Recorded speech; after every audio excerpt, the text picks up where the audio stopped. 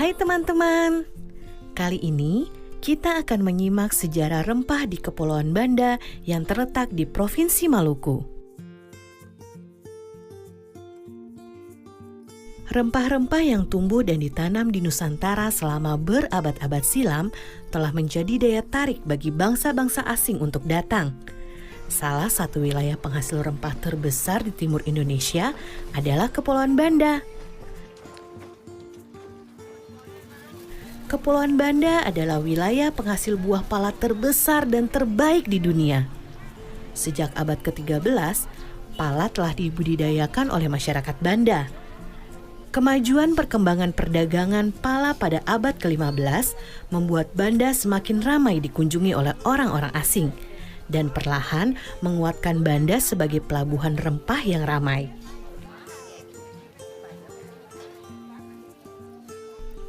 Sudah sejak lama, pala dimanfaatkan untuk berbagai kebutuhan hidup manusia. Pada abad ke-9, di Mesir dan India, pala digunakan sebagai pengawet jasad. Masih banyak lagi manfaat buah pala lainnya. Daging buah pala dapat dibuat sirup. Fuli atau kulit pembungkus biji pala dapat dimanfaatkan untuk membuat parfum, dan biji pala dimanfaatkan untuk obat-obatan, bumbu masak, kosmetik, dan minyak astiri. Berbagai manfaat buah pala inilah yang membuat bangsa Eropa sejak abad ke-16 berlomba-lomba datang ke Banda. Pada abad pertengahan, harga pala di pasar Eropa sangat mahal. Kalau dibandingkan dengan zaman sekarang, seperti gadget canggih yang harganya bisa puluhan juta rupiah. Tahukah teman-teman, kalau rempah-rempah Maluku telah dimanfaatkan sejak zaman Romawi. Pala dibawa ke Eropa oleh para pedagang Cina yang singgah di Maluku. Pala juga dibawa oleh para pedagang India melintasi Asia Tengah dan Asia Barat. Dari situlah kemudian pala tersebar ke berbagai penjuru dunia.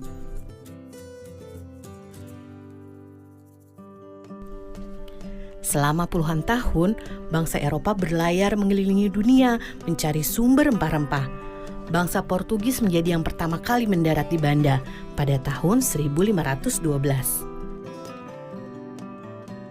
Kedatangan bangsa Portugis kemudian disusul oleh kedatangan bangsa Belanda pada tahun 1599. Inggris pun tak mau kalah. Mereka menyusul Belanda datang ke Banda pada tahun 1601. Persaingan Belanda dan Inggris memperebutkan pala di Banda akhirnya membuat Portugis tersisih. Melalui Serikat Dagang VOC, Belanda menjalankan taktik yang kejam untuk menguasai perdagangan pala. Belanda bahkan tak segan menggunakan berbagai cara, termasuk menyingkirkan para pemimpin desa atau yang dikenal dengan orang kaya. Kedatangan bangsa Eropa yang ingin menguasai perdagangan pala membuat masyarakat Banda menderita. Kejayaan pala sebagai rempah-rempah yang dicari oleh masyarakat dunia justru membuat masyarakat Banda perlahan terpinggirkan.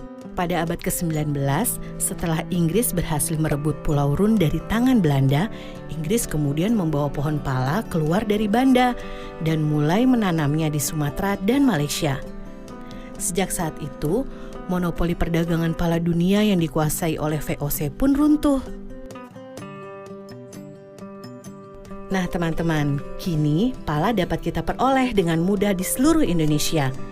Ibu dan nenek kita sering memakai bubuk pala sebagai bumbu dapur. Kita juga bisa menikmati berbagai olahannya, seperti manisan, sirup, dan minyak gosok. Ternyata di balik bentuk pala yang mungil tersimpan sejarah yang luar biasa ya. Sampai jumpa di cerita seru sejarah Indonesia lainnya.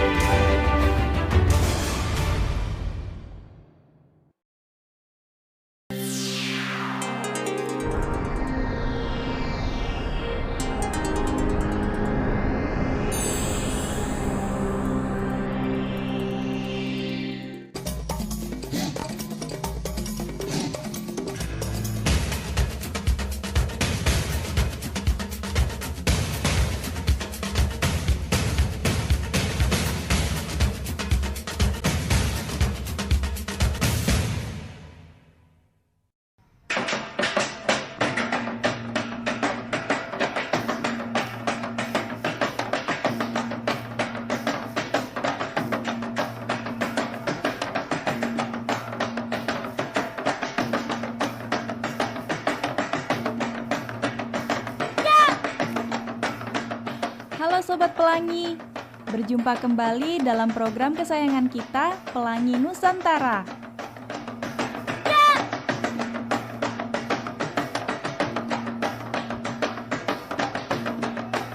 Sobat Pelangi, coba lihat teman-teman kita yang cantik ini. Mereka itu sedang menari apa ya?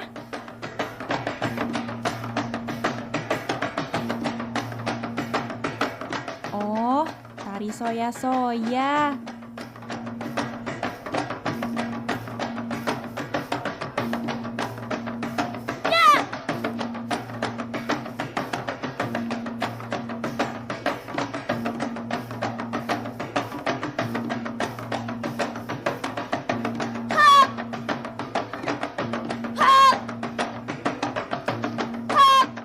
Tari soya-soya itu apa sih?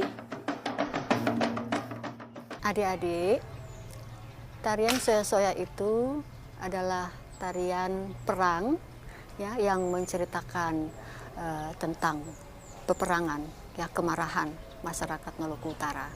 Dan asalnya itu sebenarnya dari Pulau Kayowa. Ya, Pulau Kayowa itu di salah satu pulau di Halmahera Selatan yang kemudian menyebar ke seluruh Maluku Utara.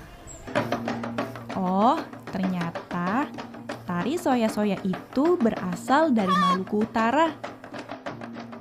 Aku ingin tahu deh, latar belakang atau sejarah adanya tari soya-soya ini.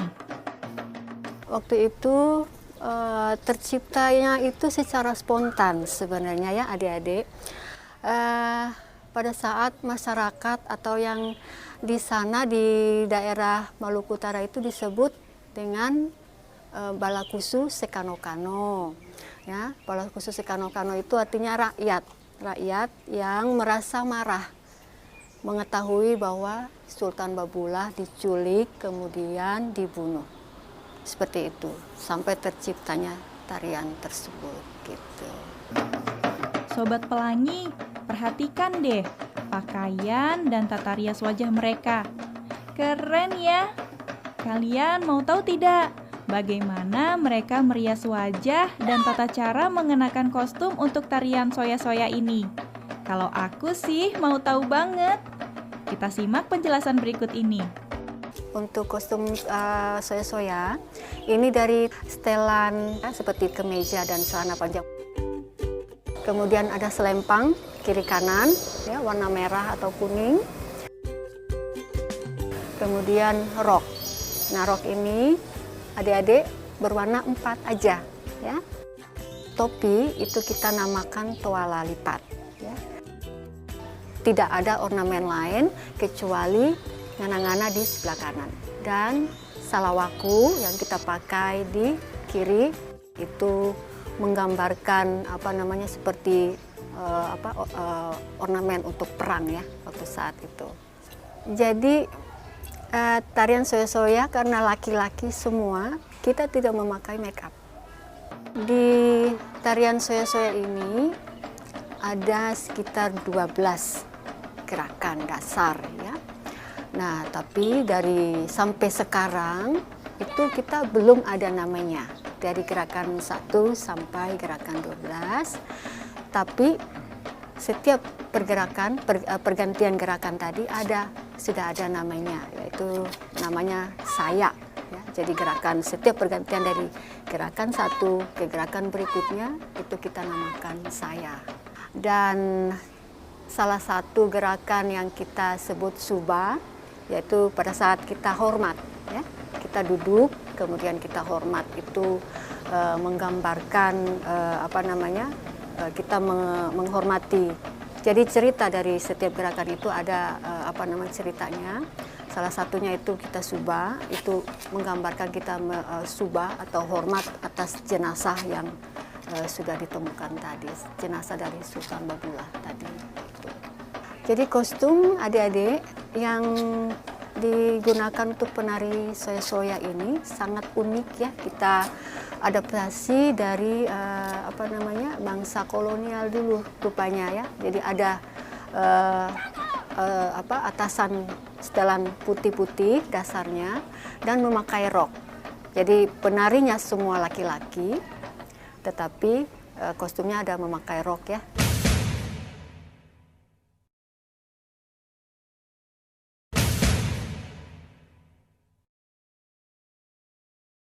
Sobat Pelangi, tadi kita sudah menyaksikan tata cara menggunakan kostum. Bagaimana kalau sekarang kita mempelajari gerakannya? Setuju? Simak yang berikut ini ya. Gerakan yang pertama, ayunkan ngana-ngana yang dipegang oleh tangan kanan ke depan dan ke belakang.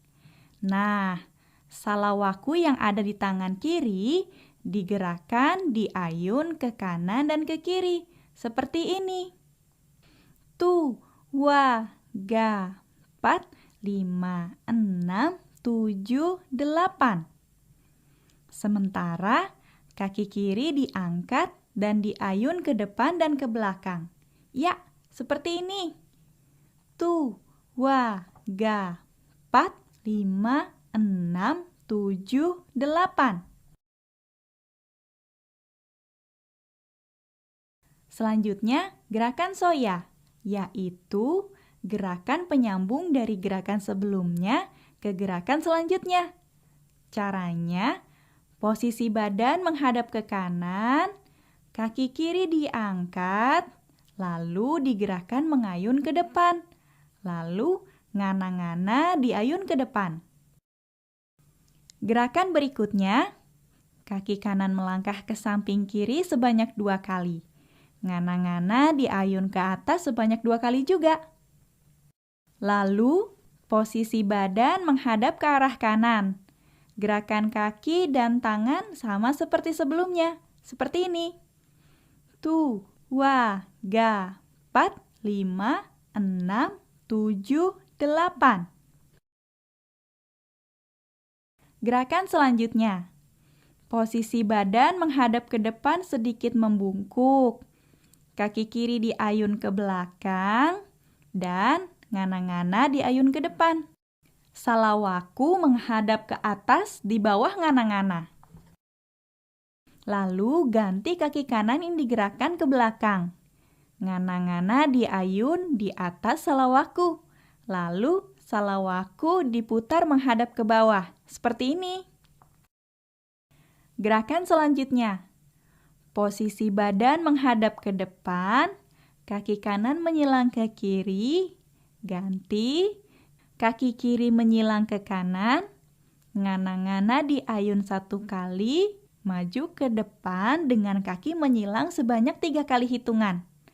Lalu, hitungan keempat, posisi jongkok dengan kedua tangan menyilang, ngana-ngana di atas, salawaku di bawah. Kita ulang. Tu, 2, 3, 4, 5, 6, 7, 8. Lalu, ngana-ngana diayun ke depan sebanyak 4 kali ke belakang. Seperti ini. Selanjutnya, dalam 4 kali hitungan, ngana-ngana diayun ke depan sambil berdiri perlahan-lahan. Lalu, posisi badan miring ke kanan sambil mengayunkan ngana-ngana ke arah belakang sebanyak 4 kali. Gerakan selanjutnya. Kaki kiri meloncat kecil ke depan, diikuti kaki kanan sambil mengayunkan ngana-ngana. Lalu, loncat kecil ke belakang sebanyak 3 kali. Ngana-ngana dan salawaku diayun ke arah pinggang. Seperti ini. Tu, wa, ga. Tu, wa, ga. Gerakan selanjutnya. Sama dengan gerakan sebelumnya. Setiap hentakan, kedua tangan diayun ke atas dan mempertemukan antara ujung ngana-ngana dan salawaku. Seperti ini ya. Tu, wa, ga. 4, 5, 6, 7, 8. Tu, wa, ga. 4, 5, 6, 7, 8. Gerakan selanjutnya, ayunkan kaki kanan dan kiri secara bergantian ke arah samping. Ngana-ngana dan salawaku berada di pinggang, seperti ini. Tu, wa, ga. 4. Tu, wa, ga. 4. Gerakan selanjutnya, lari-lari kecil ke depan sebanyak 2 langkah diakhiri dengan kedua tangan mempertemukan ujung ngana-ngana dan salawaku. Lalu berputar ke belakang setengah lingkaran sambil mengayunkan ngana-ngana sebanyak 3 kali hitungan.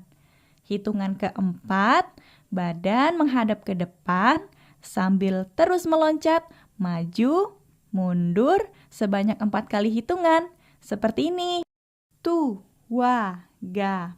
4, 5, 6, 7, 8. Tu, wa, ga. 4, 5, 6, 7, 8.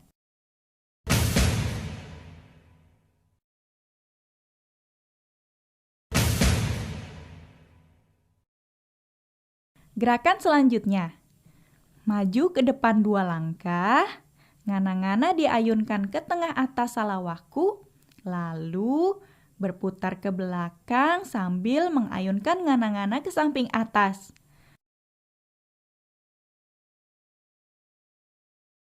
Tu, wa, ga.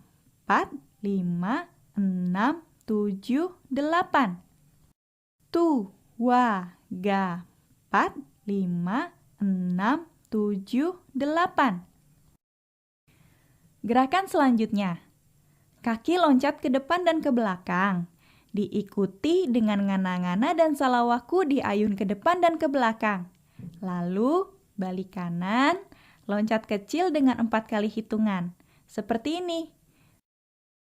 Tu, wa, ga. 4, 5, 6, 7, 8. Tu, wa, ga. 4, 5, 6, 7, 8. Lanjut. Posisi badan menghadap ke kiri, silang ke kanan sebanyak 2 kali. Kaki kanan silang ke kiri sebanyak 2 kali sambil mengayunkan ngana-ngana. Seperti ini. Tu, wa, ga. 4, 5, 6, 7, 8. Lalu, lakukan gerakan seperti sebelumnya, tapi sambil memutar. Seperti ini. Tu, wa, ga. 4, 5, 6, 7, 8. Bagaimana Sobat Pelangi? Tidak sulit kan? Kalian harus rajin berlatih agar bisa menguasai gerakan tari soya-soya ini. Kita coba pakai musik yuk!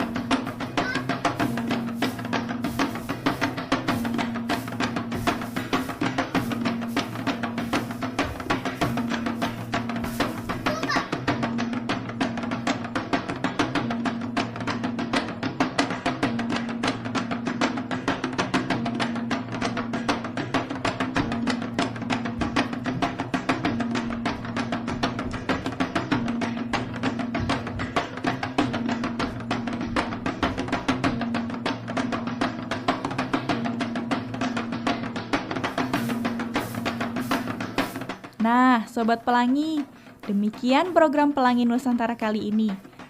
Sampai jumpa di episode selanjutnya.